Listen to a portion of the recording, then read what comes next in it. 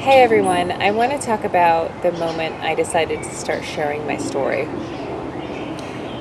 When I first started to write Gorge, I wrote it from the place that felt safe. I wrote it as a plus size adventurer book where I, as somebody who was fat, decided to take on Kilimanjaro. And my agent, Kim, had read the manuscript and she had one of those moments where she had to talk to her client and tell her client what really needed to happen to make this book work.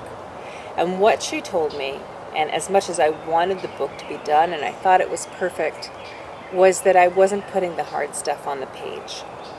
I was writing this plus size adventure story forgetting about the major thing that I had to overcome was not the mountain, but it was my issues with food and weight.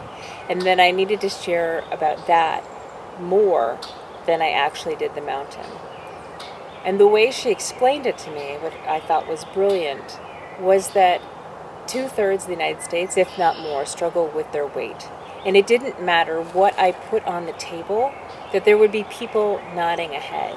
And the more difficult and challenging and embarrassing the situation, the better, because people don't usually share that kind of stuff.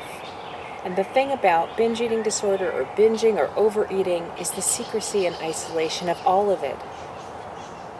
So I needed to put everything about that experience in the book. What I learned about doing that is that I am not alone. And I know that part of my journey to wellness was discovering that. But putting it on the page and sharing my story publicly empowers me more to think about food as just food. When I take away the shame and embarrassment about my experience, takes away its power. What I learned about this experience and what you can take away from it is that you are not alone. It doesn't matter what you're struggling with, whether it's food or something else, that you don't know how to talk about it with someone. There is a community who wants to hear you. There are mental health professionals who want to hear you and want to help you.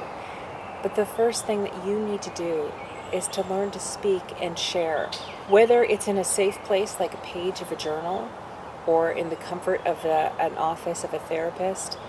The most important thing is that you start talking about it and sharing about it with honesty. Maybe some point you'll want to share about it publicly. But for me, getting it off my chest, my body, and sharing the stories, even the most horrific story in Gorge of having to sew two pair of pants into one, that's the story that sticks with someone. Those are the moments that people relate with the most because I was able to share it with courage and honesty. So the more you share with people you trust, with the page, with whoever will listen, the more courage and power you will have in your own journey to wellness.